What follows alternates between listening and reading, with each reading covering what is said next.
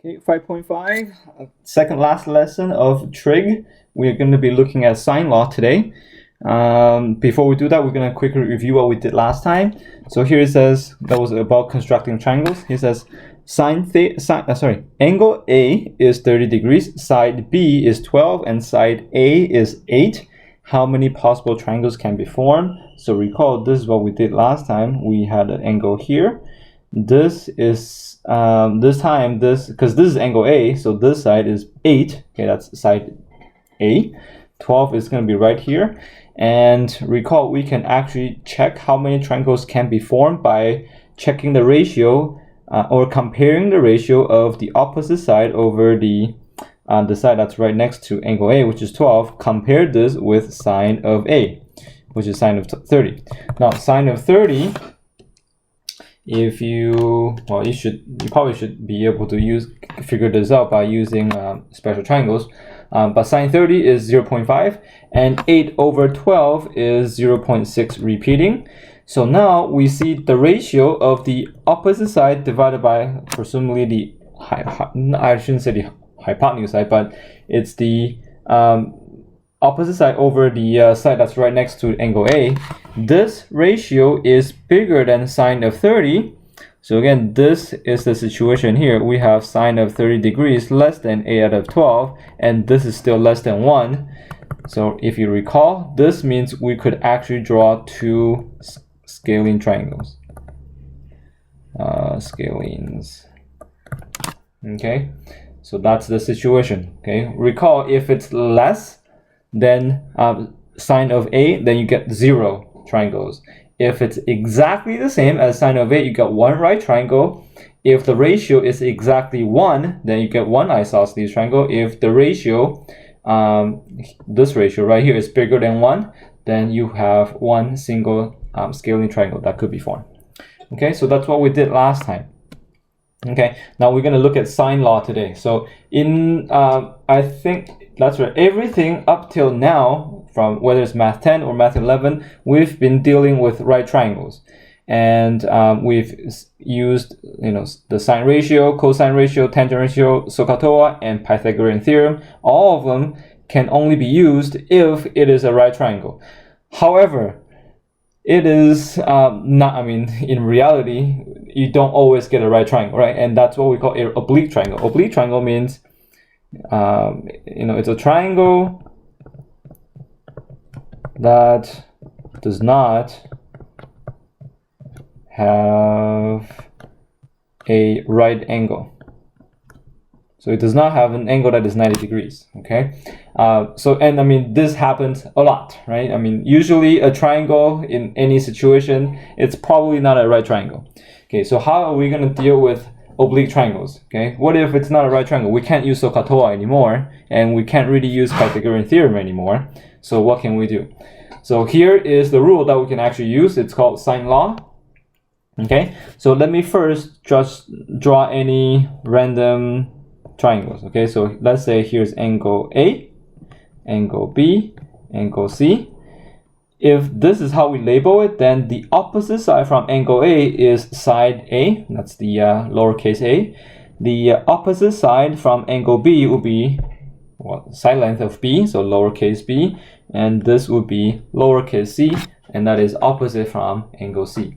So given that we have an oblique triangle like this, sine law states that the ratio, okay, of the side length with sine of the angle A should equal to the ratio between side length B and the sine of B, and this is equal to C over sine of the angle C. Okay, now sometimes you see, sometimes you do see sine law written as sine of A over A, sine of B over B, sine of C over C. It's really the same thing, okay? It doesn't really matter how you write it, okay? It doesn't, it doesn't really matter, okay? So that's the sine law, okay? And really what we're gonna do this lesson is just to apply the sine law and solve triangles. Okay, so here in example 1, it says in triangle GHJ, determine the length of JH, so that's this one right here, which is length G, right, because this is angle G right here, to the nearest tenth of a centimeter.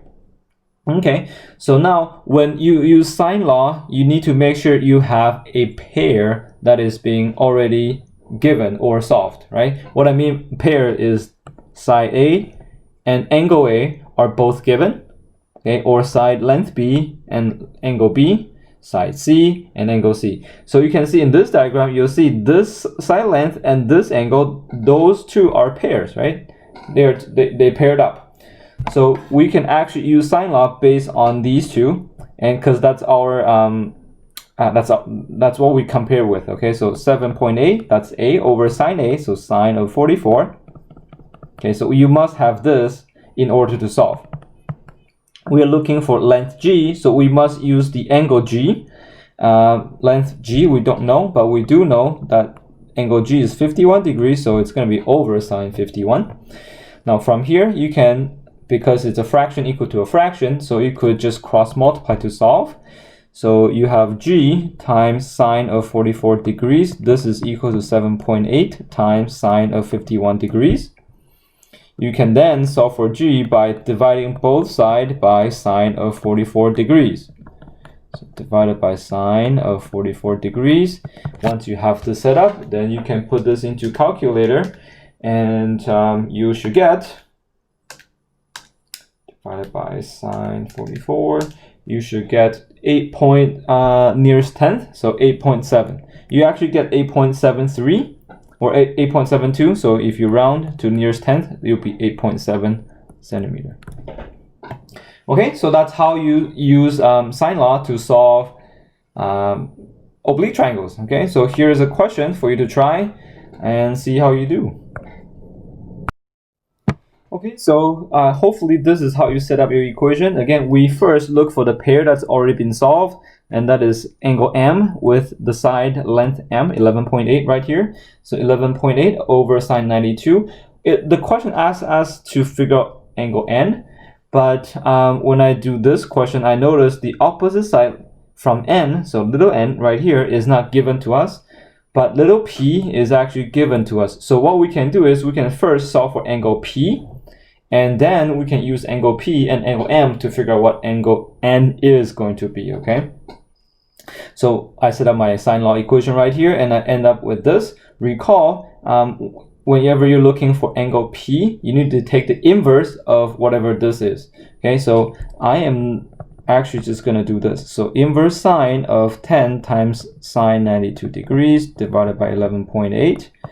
This is going to be, so we have 10 times sine 92 degrees divided by 11.8, and we are going to take the inverse of that. You should end up with 50. We are rounding to the nearest degree, so this will actually end up with 58 degrees. So this is 58, and therefore angle N, recall a triangle has 180 degrees in total, so angle N is simply going to be 180 degrees minus 92 minus 58, and I believe this is exactly 30 degrees. Well, I shouldn't say exactly because we rounded already. Okay, so angle N will be approximately 30 degrees. Okay, so that's that's how you use sine law for basic trig questions. Okay, now of course we're gonna have ambiguous case. Again, this is the case where we saw last time. You could have two possibilities, okay? And I'll show you how to solve the two possibilities here. Okay, so here it says in triangle DEF, DE is 5 centimeter, angle D is 80 centimeter, and FE is 8 centimeters. So first of all, I'm going to draw this triangle, okay? So here is my angle D. This is 80 degrees. I'm just gonna say that this is E and this is F. Okay, it doesn't really matter. So I guess then this is 5 and FE this is 8. Okay, and it says how many triangles can be drawn. So again, we can check by comparing 8 over 5 with sine of 80 degrees. Okay, so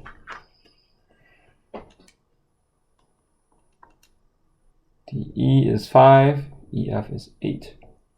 Okay, so we are going to check sine of 80.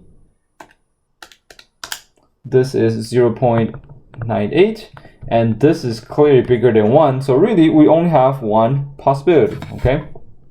We only have one possibility.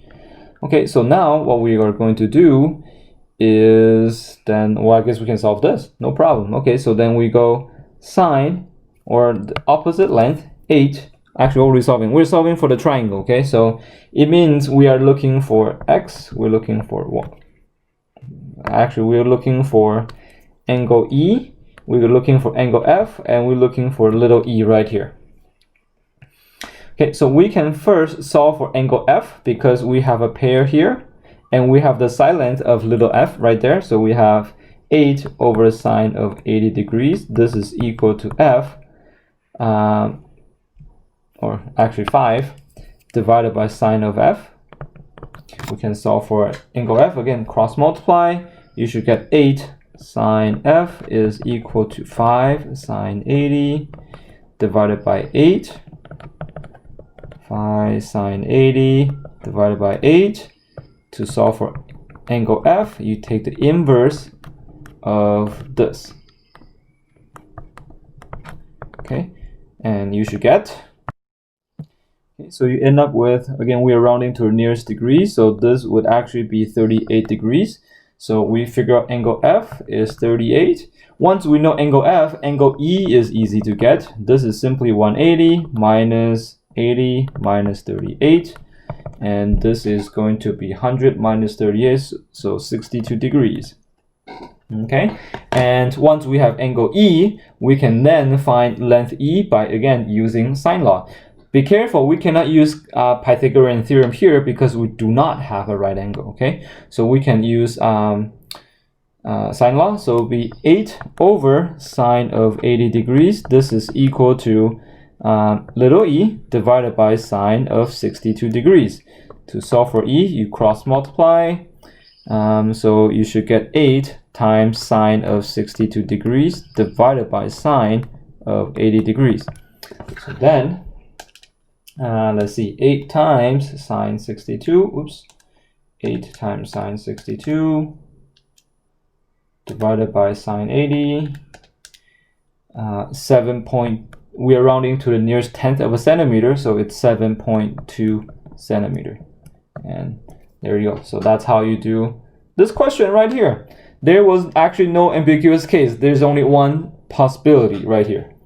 Okay, and now for this practice question, okay, you know what, I'll do it with you because I believe, I can't remember anymore, but I think there are 2 possibilities. Okay, so let's check. That's right. But I hope that you understand what I did. And again, I did this first to check how many possibilities there are. Sometimes you do actually end up with 2 possibilities, and I believe this is the case right here. Okay, so again, we are going to draw the triangle. Here's angle A of 30 degrees. Here's angle A. We have side length of 7 right there for A, and B is 10. How many possible triangles can be drawn? Okay, so we can again check. 7 out of 10, this is simply 0.7. Sine of 30, we've seen this many times, this is 0.5. Notice 0.7 is definitely bigger than 0.5, but it is also less than 1. That means we actually have 2 possibilities. Okay, we do have 2 possibilities. So what do they actually look like? Well, one of them, okay, so I'm going to erase this and I'll show you what they could look like. Okay, I'll exaggerate a little bit. Okay, so one could look something like this. This is 7, and okay, well then that's not quite, okay, it will be 7 here and 10 right there. 7 and 30 degrees, that's one possibility. The other one would look something like this. Oops, it's too far.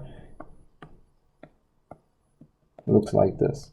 And here's 30 degrees, that's 10, and that's 7. Okay, so we these are the possibilities, okay? And here it says we're looking for angle B. Since this is little b, so we're actually looking for this angle B right here. And again, we have two cases. Let me call this case 1, and this would then be case 2. Okay, so this is the ambiguous case. Okay, so we don't know which one, right? There are two possibilities, okay? So now, to proceed, what we need to do is same thing. We just need to use sine law because we do have a pair that's solved, right? We have angle A and we have side length A. So we can go 7 divided by sine of 30. This should equal to 10 divided by sine of B. Okay, so then again, we can solve for this. Sine of B should equal to 10 times sine of 30 divided by 7. Therefore, angle B is the inverse sine of 10 times sine 30 divided by 7. And you are going to end up with, so inverse sine of 5/7. You should get 40. We are rounding to, you know what, I'm just going to round to the nearest degrees. So let's say this is 46 degrees. Okay, so this B right here is 46 degrees. No problem, no problem. Two cases. Case 1, B is 46 degrees. Now, clearly, if you look at case 2, this right here clearly is not 46. Okay, this is clearly not 46. So what is it going to be? It's actually very easy. Remember this. Sine of 46 is equal to sine of 134. Okay, how did I get this 134? This 134 is simply 180 minus 46. Because 134 degrees has a reference angle 46. And remember, sine is both positive in quadrant 1 and quadrant 2. Okay, and that's why sine 46 is actually equal to sine 134, because here is 134, the reference angle is 46, and that's the same as that, right? And because both it's quadrant 1 and quadrant 2 positive, and therefore they have to be the same. So really, angle B is simply, or sorry, case 2, angle B would then be 180 minus 46. Again, I worked that out for you already. It's 134 degrees. Okay, so there are two possibilities, and we don't know which one. And that's why we call this the ambiguous case. Okay, hopefully you understood what I said. Okay, that might be confusing, but it really is because sine is both positive in quadrant 1 and quadrant 2, and therefore it could end up with this situation or this situation, and we just don't know which one. And both of them have a reference angle of 46, so the ratio will be the same, right? And that's why you have the ambiguous case. All right, one last example in the sine law section. It says one fire ranger stationed at point A reports smoke 30 kilometers away in a direction. Okay, remember this. This means from each side, we're going to rotate 30 degrees north. Okay. So here is the station at A. And we have a smoke at from east side. We're going to rotate 30 degrees north. So here is B, and this is 30 kilometers. Okay. And then it says a second station at C due east of the first station. So on the east side of the first station, 20 kilometers. So oh, actually, no, we don't know if it's 20 kilometers, but it says it reports the smoke is 20 kilometers away. So maybe C is somewhere here. And it says this is 20. Now be careful. We actually could end up with, again, two possibilities. So we need to check, because it could also be here as our C, right? Maybe C is also here. I don't know. We'll see. So we can check again by checking the ratio. 20 over 30, this is 0.6 repeating. We already know by now sine of 30 is 0.5. Clearly, again, 0.6 repeating is greater than 0.5. And it's less than 1. So we, again, will end up with two possibilities. So C could be here or C could be there. So we have two cases, okay? So we'll have two cases. Case 1. Okay, so I'm gonna work with case 1 with the C, not C prime. Okay, so here's C. In that case, we can again use sine law. This is going to be, well, actually, ultimately, this is what we're solving for. This little b right here is what we are solving for. Okay, that's what we're solving for. Okay, so but before I solve for length b, I guess I need to figure out what angle C is, so then I can solve for this angle and then ultimately figure out what b is. Okay, so to find angle C, I need to use sine law. This is going to be 20 divided by sine 30, and this is equal to 30 divided by sine of C. Okay, so go ahead, work this out, and I'll show you the answer. Okay, so this is what I have so far. I added the little r here, subscript of r, to denote that this is actually solving for reference angle. Okay, so the reference angle is 48.6. Carry on if you carry out the procedure right here. Therefore, angle C is simply 180 minus 48.6. So angle C is actually 131.4. Therefore, we can find angle B by taking 180 degrees and subtract 30. Subtract 131.4, and you should end up with 19.6 degrees. Okay, so now we solve for angle B. Therefore, we can look for side length B by again using sine law. So 20 divided by sine of 30 should equal to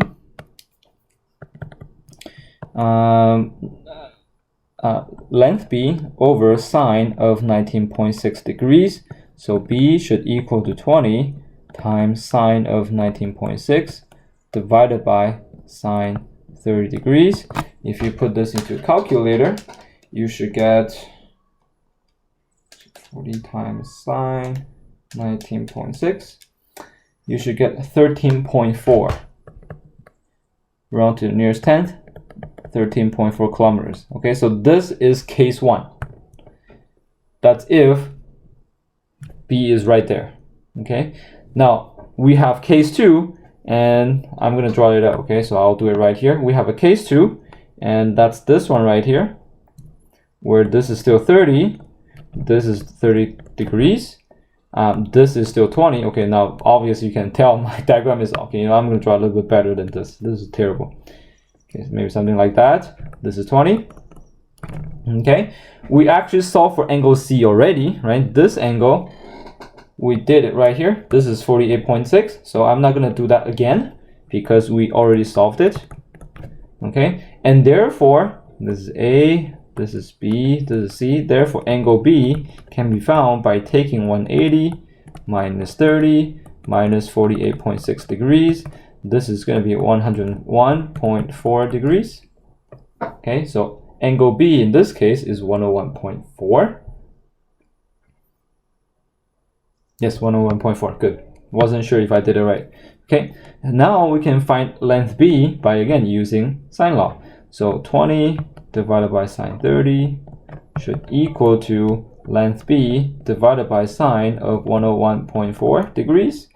Put this into a calculator. Okay, so B is equal to 20 times sine 101.4 divided by sine 30.